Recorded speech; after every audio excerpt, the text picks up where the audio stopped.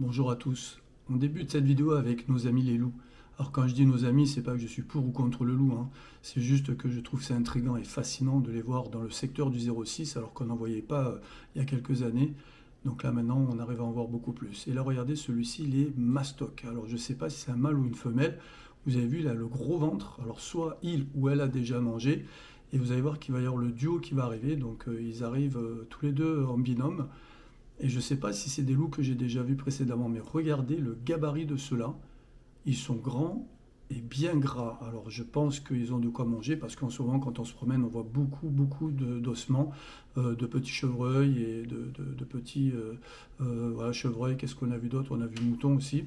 Et là, regardez bien, ils sont incroyables ces deux loups.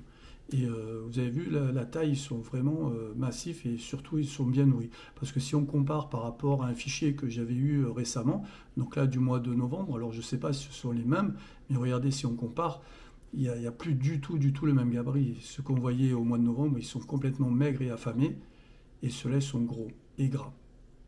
Donc regardez bien, je mets même un petit ralenti d'une chasse que j'avais prise au mois de mai. Donc vous avez vu, donc ça court dans tous les sens, hein. Donc le loup, il est vraiment présent. Allez, on passe à la souille, notre petit secteur où les animaux essayent de boire tant bien que mal, alors que maintenant on est vraiment par des températures négatives, donc tout est gelé et ils sont tous en souffrance pour essayer de récupérer le moindre bout à boire ou à manger, malheureusement. Donc là, ils essayent de récupérer un peu de glace pour boire.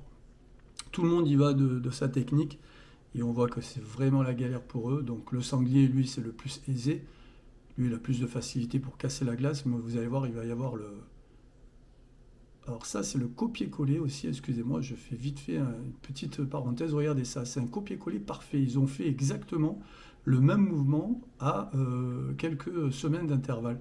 Regardez bien. Alors je ne sais pas si c'est le même, mais ça, c'est le copier-coller de l'année. C'était vraiment le même mouvement. Et ça, c'était incroyable. Allez, regardez un petit peu la galère pour le sanglier, pour le renard aussi, pour le cerf. Donc, tout le monde est un petit peu en difficulté pour aller boire. Donc là, c'est le renard qui essaye de récupérer aussi un petit bout d'eau. Donc vous allez voir, alors lui là, j'ai laissé quelques fichiers seulement, mais sinon j'ai plein de fichiers où il reste, il stagne et il essaye de récupérer le maximum de morceaux de glace pour boire. Il ne reste plus grand chose, hein. Je suis allé voir vraiment sur site. Il ne reste plus des masses de glace en plus. Donc à force de rogner, ben, ils arrivent à terminer la partie. Et je pense que bientôt on ne les verra plus dans le secteur. Parce que déjà j'ai beaucoup moins de présence. Du fait que ben, maintenant c'est de la glace. Je pense qu'ils vont essayer de trouver d'autres secteurs pour avoir de l'eau. J'ai laissé quelques fichiers parce que je trouve que c'est quand même assez intéressant de voir par quelle technique ils vont procéder pour essayer de récupérer de l'eau. Donc là, on ne peut pas vraiment dire qu'ils boivent finalement. On va plutôt dire qu'ils mangent. Vous entendez, ils cassent la glace avec leurs dents. Lui, il s'en fait pas trop, lui, hein. Mon ami le sanglier. Lui, il casse, il mange. Donc là, j'ai laissé peu de fichiers, mais vous verrez que si jamais je mettais tous les fichiers, regardez là, c'est le numéro 16. J'ai plein de fichiers où il casse la glace. Il reste des heures hein, quand même à proximité de cette souille.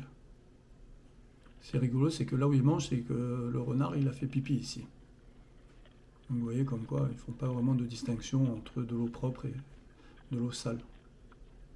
Alors on va passer sur d'autres petits animaux. Regardez bien celui-là, c'est rare. Un petit écureuil.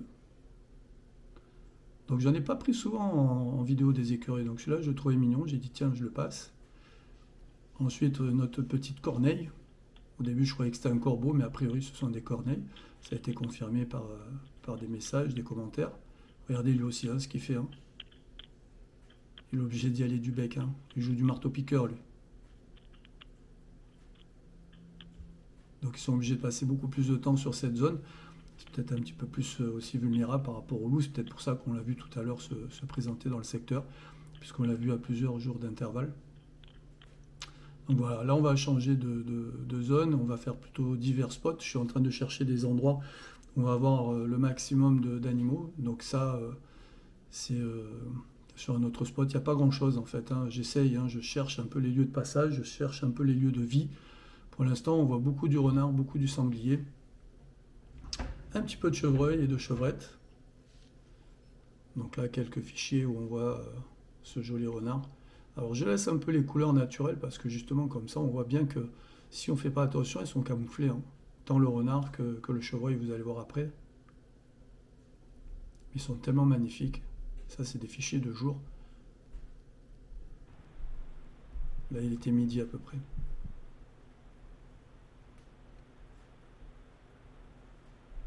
Ils sont très très beaux, magnifiques. Les renards, là, en ce moment, ils ont un pelage incroyable. Ils sont gros, gros, gros, gros, gros. Pas l'impression qu'ils souffrent vraiment, ceux-là, hein. Regardez comme il est beau, celui-là. Et juste derrière, ils sont deux. Alors, ce qui m'inquiète, c'est que habituellement, ils sont toujours trois. Mi-décembre, je les avais vus à 3 et là maintenant, je ne les vois plus qu'à 2. Alors j'espère qu'il ne s'est rien passé. J'espère qu'il n'y a pas eu le loup qui était dans les parages parce que là où il y a le loup de la Souille, là c'est à peu près à 1 km. Donc c'est pas non plus très loin dans le secteur.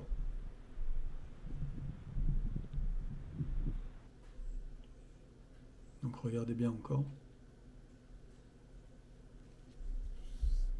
Donc là aussi j'ai fait exprès parce que vous voyez que si on passe, finalement c'est pas sûr qu'on les voit, hein. Regardez là il est camouflé, alors bon là il est dans l'ombre, hein, mais en même temps la couleur elle fait qu'il se confond carrément avec le sol, avec l'herbe actuellement qui est de la même couleur que son pelage.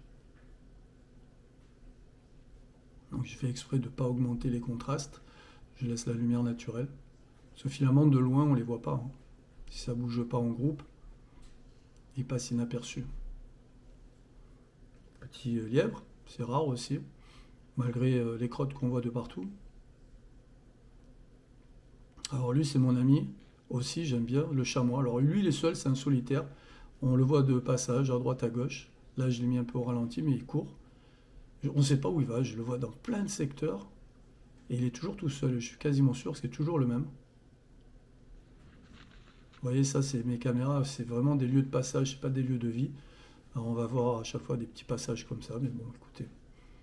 Celui-là aussi il est sympa, petit fichier. Alors une martre, une fouine, à définir, je sais pas.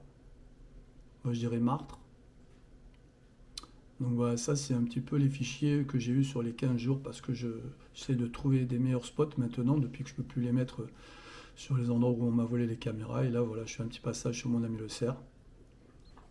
Alors lui il est fidèle au poste, il est incroyable. Vous avez vu, il est vraiment pas apeuré. Il vient, il fait sa petite visite du jour, il vient un peu le matin, il vient un peu le soir. Il fait son petit coucou autour du village. Un peu tout le monde le connaît celui-ci, hein. C'est un petit peu la mascotte du secteur.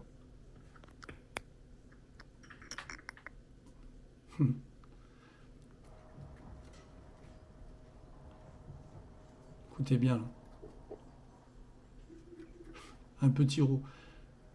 Je vais le mettre un petit peu au ralenti, vous allez voir c'est rigolo. On voit, hein. Il fait froid là. Écoutez bien. Alors regardez, l'énigme aussi qu'il fallait résoudre, c'est qu'est-ce qu'il a sur le sabot. Donc je savais qu'il avait une boîte de conserve coincée sous la patte, là, sous le sabot. Et j'espérais justement qu'il puisse se retirer rapidement ce qu'il a chopé là. Je sais pas comment il s'est mis ça. En plus, c'est vraiment, il n'a pas eu de chance celui-là, hein, de se poser ça. Et en fait, je suis allé sur le chemin par où il était passé. Je me suis dit bon, peut-être qu'il a réussi à le retirer parce que ça paraissait pas non plus bien incrusté. Mais regardez bien ce que j'ai trouvé. Voilà, une vieille boîte de conserve rouillée. Alors imaginez qu'il se coupe avec ça, qu'il s'infecte et que malheureusement, eh ben, il décède. Donc ça peut arriver. Donc c'est pour ça que c'est important de ramasser un petit peu les objets qui traînent au sol et de ne pas laisser des boîtes de conserve en métal. Voilà, bah écoutez, en tout cas, j'ai pris plaisir à partager avec vous ces images. Concernant le loup, eh bien, j'ai vu qu'il était arrivé en France par l'Italie. Il y avait beaucoup plus de population en Italie dans les années 1970 Pourquoi? Parce que l'Italie a préservé le loup, et depuis, il est passé par les montagnes, et puis maintenant en France, il y en a beaucoup. Il y a à peu près le même nombre en Italie qu'en France, mais maintenant le loup commence à poser des sérieux soucis, et c'est pour ça qu'on est en train de le réguler. Alors je suis ni pour ni contre, moi je trouve que c'est magnifique de croiser des loups en vidéo, et c'est pour ça que je prends plaisir à vous les partager. Voilà, écoutez, au plaisir de vous voir sur une prochaine vidéo.